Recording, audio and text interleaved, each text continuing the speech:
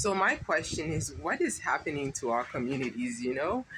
Um, let's start with what is happening in that community in Villa Medellin. Gitriba, Gitriba here, Gitriba there. Slow, Gitriba. This is an expensive car. Gitriba, carry this heavy load. Gitriba say, help, help, help, help. And then they help put it on his back, and then it's like they laugh away. I'm like, guys, this is not the way you treat Gitriba. I've been watching Gitriba since I guess last year. Myra says that was his personal driver, but now Gitriba is more than a personal driver. He is the, I don't know. They have a name that like personal assistant in a way. I hear that Paris is the personal assistant, but Gitriba has to carry loads, not only drive people around but carry loads and all that, and it's supposedly Gitriba is okay with it.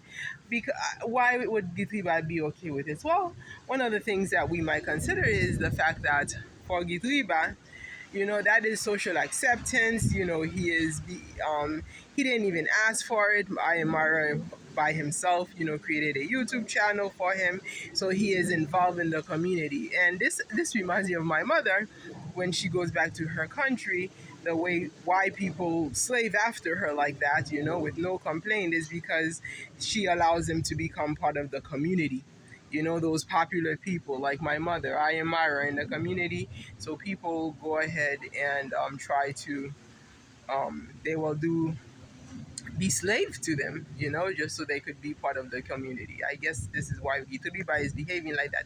And Ayamara thinks he's king, man, because he even did that to, this is how he used to call Ponte all the time. And this is how he started calling, when he got in Washington, he was calling, what's his name? Ivan like this. All right. By the way, I do watch some of Ivan's videos. Very interesting. I like he has his own style of making his videos. Really nice. But nonetheless, this whole thing about community acceptance. So that's what I was talking about. What is happening in our communities?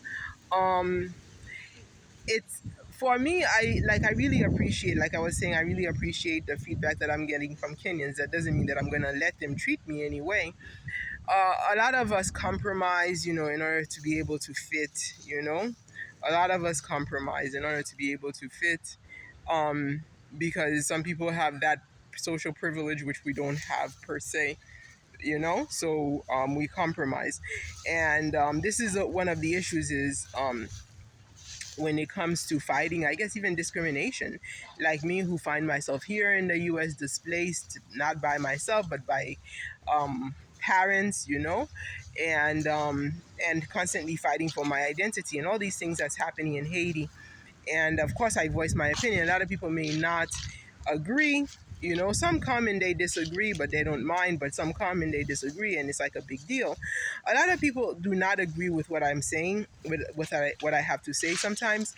But the thing is, I have to say it because I otherwise did not get the opportunity to say it. Now that I have the opportunity to speak, I'm speaking it in public.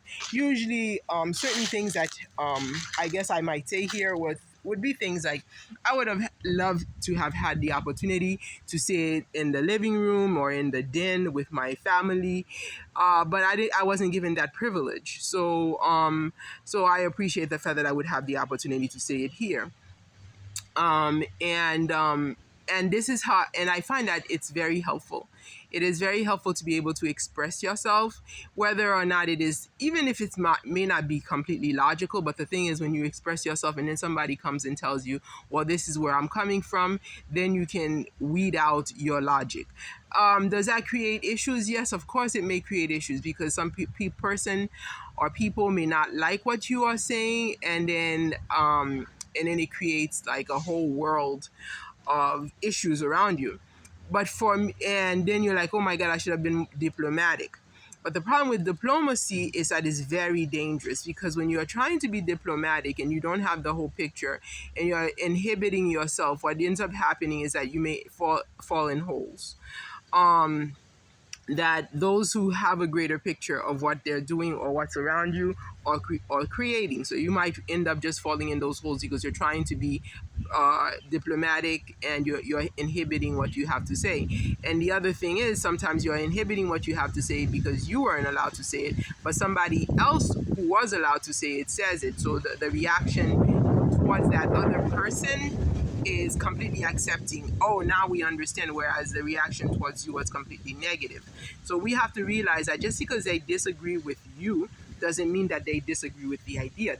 They may disagree with the person delivering the idea rather than disagreeing with the idea. Because when the right person for them delivers the idea, all of a sudden they're all in acquiescence.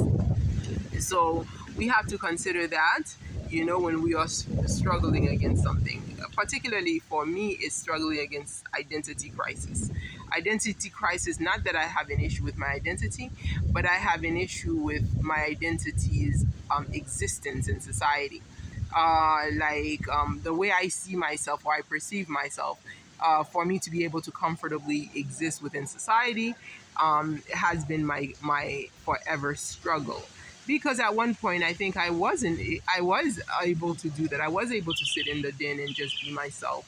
But that when once that is taken away, then you have to fight for why. So like, my country, for example, is a place that just like Kenyans can say I can go back home and build, I would like to be able to say I can go back home and build and be among people who may understand me.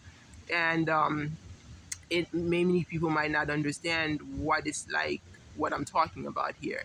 If you are like Haitian American born here, you may not understand versus one who came and knew of a society where people just knew you. I remember when I was a kid how it just fascinated me how much sometimes people knew me more than I knew myself, to the point where they can even know what you're gonna say next, that kind of society. And then it was always accepting. Yeah, it was like, oh, this is you, so you accepted, this is how you were, and it's okay.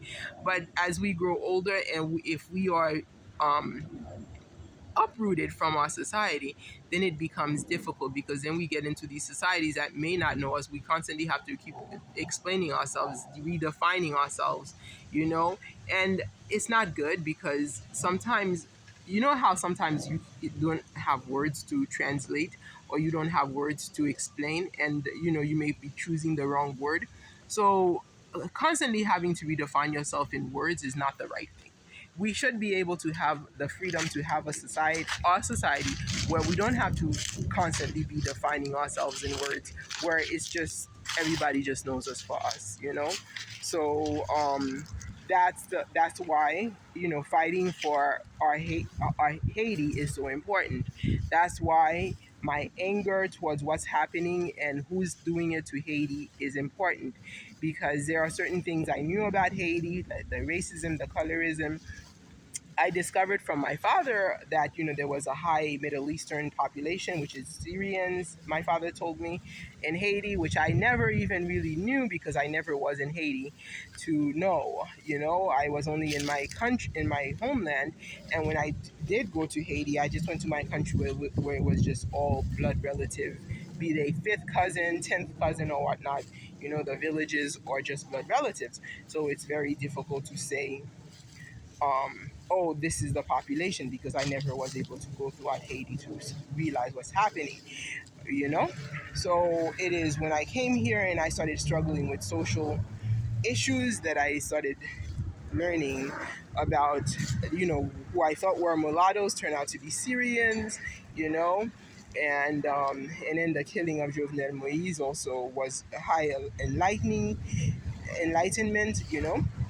awareness of racism and colorism, yes, but then it becomes complex when it's multinational, and then when, of course, lack of leadership creates it. So I do pray God for my country because my country is my home. It is the home of my identity, the home where I feel okay, where I can be me, where I can express myself. So when I express myself generally, it has to do with whatever is removing your identity, and And I can be diplomatic about it because as I said, diplomacy will only lead to trouble. So we free ourselves by saying it as it is, because as I said, some people will have the opportunity to say it as it is and it's accepted, whereas others, you say it as it is and you will be attacked. But this is the life. This is the fight that I fight. Claudine Etienne against colorism. Thank you for listening. And as I was saying about I am Myra, what's happening in the in Medellin, you know. So I am Myra has to take it easy. Giraltra, what was that guy's name? I am Myra got to take it easy. Don't enslave that man. It's not fair. That heavy thing that you made him carry, that's not funny. You know, you guys are laughing at it as if it's okay. You guys are the upper people, and he's a little guy. So just be careful how you treat others, okay, guys? All right, have a great day. Bye.